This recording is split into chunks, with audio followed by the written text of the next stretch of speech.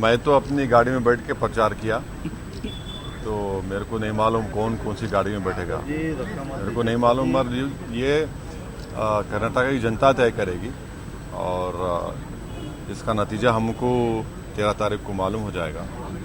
मगर ये बात बिल्कुल सही है कि बीजेपी के ताल्लुक से उनका मिसगवर्नेंस, उनका करप्शन और उनका जो कम्युनल बिहेवियर रहा है, ख़ास तौर से माइनॉरिटीज़ को उनको मार्जिनलाइज करना, उनको एलिनेट करना, ये काम तो कर्नाटका में हुआ है। मगर अब जनता अपने आप में वोट देगी तो मालूम होगा। हम तो उम्मीद कर रहे हैं कि हमारे दोनों कैंडिडेट और हमारा सपोर्टिव कैंडिडेट वो कामयाब होंगे। फिर भी ओवरऑल क्या पिक्चर रहेगा, ऐसा आपको लगता है कि कर्नाटका भी? नहीं, मेरे को नहीं मालूम है। मैं कोई सेफोलॉजिस्ट नहीं हूँ, ना मेरे के डेटा है, मैं तो एक्सपर्ट भी हूँ नहीं हूँ, वो अब मालूम हो जाएगा ना आपको। जिस तरह पीएफआई को बैन किया गया है, बजरंग दल को भी बैन करने की बात की जा रही है, किस तरह कौन बोला बैन कर की जा रही है? मैनिफेस्टो में कांग्रेस अरे झूठ है, वो गाजर की पुंगी है कांग्रेस की, हमेशा धोखा देते हैं वो लोग। जिस दिन मैनिफेस्टो उसी दिन मैं बोला था गाजर की पुंगी है, तो धोखा देते हमेशा। देखिए, आप एक माइनॉरिटीज़ को एक मैसेज देना चाहते हैं, बैन करेंगे। तुम बैन करना था, तुम 5 साल जब सिद्धरामैया सीएम जब बैन करना था, तुम बैन ही नहीं कर सकते। और जब देख लिए कि ऐसा हो रहा तो यू टर्न मारे, वीरप्पा मोइली बोले हम तो कर ही नहीं सकते। उनके प्रदेश अध्यक्ष डीके शिव कुमार बोले कि हम सत्ता में आएंगे तो मंदिर बना देंगे पूरा। ये इनका है भाई। बीजेपी और कांग्रेस में सबसे बड़ा जो लड़ाई चल रही है कि उनसे बड़ा इन दोनों में हिंदुत्व आइडियोलॉजी पर सबसे कौन चलेगा, ये लड़ाई हो रही है। वहाँ पर जनता के मुद्दे कहाँ हैं वहाँ पर? सर, केरला फाइल्स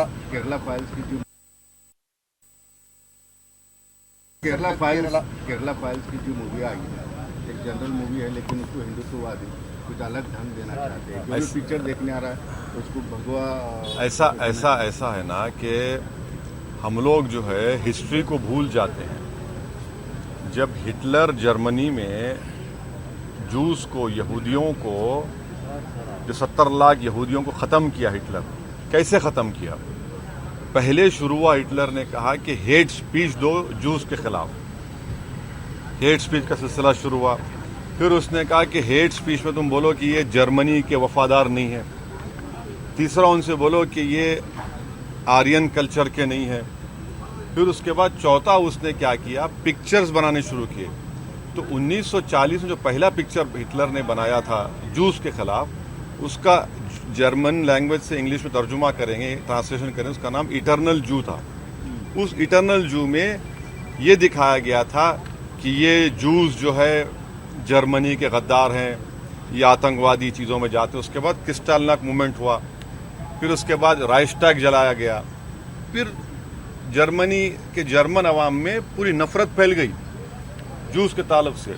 उसके बाद ऑटोमेटिकली रास्ता साफ हो गया। 70 लाख जूस को या तो गैस चैम्बर में डाल के मारा गया या जेलों में डालकर मारा गया। तो इससे हमको सबक हासिल करना है। और देश के प्रधानमंत्री जो है वो बहुत बड़े एक्टर हैं। ये हमारी खुशकिस्मती है कि अगर वो बॉलीवुड में चले जाते तो ये पूरे फिल्म स्टार घर में बढ़ जाते, हर फिल्म पर अवार्ड उनको ही मिलता। मगर अब प्रधानमंत्री एक्टर के साथ साथ पिक्चर के प्रोमोटर भी बन गए। एक देश का प्रधानमंत्री जो अंबेडकर के बनाए हुए संविधान पर ओथ लेता है, 130 करोड़ जनता का प्रधानमंत्री है, और एक पिक्चर को प्रमोट करते हैं, वो भी झूठी। भाई, और पिक्चर बनाने वालों से हम ये पूछना चाह रहे हैं, फिक्शन है या फैक्ट है? तुम कब तक मुसलमानों को बदनाम करके, झूठ बोल के अपना पेट पालोगे? कब तक? थोड़ा तो शर्म रखो। तुम बुरखे को दिखाते, मुस्लिम महिलाओं को दिखा के झूठ बोलते। पहले कहा तूने 32,000 महिला, कोर्ट को गए तो तुम 3 पे ला लिया। अरे क्या तुम कितना झूठ बोलोगे? पेट पालने के तरीके कुछ और भी हो सकते हैं ना तुम्हारे। तुम झूठ फैला रहे, नफरत फैला रहे। आईसिस के खिलाफ जितने भारत में मुसलमानों के रिलीजियस ऑर्गेनाइजेशंस हैं, वो सब कंडेम करे उसको।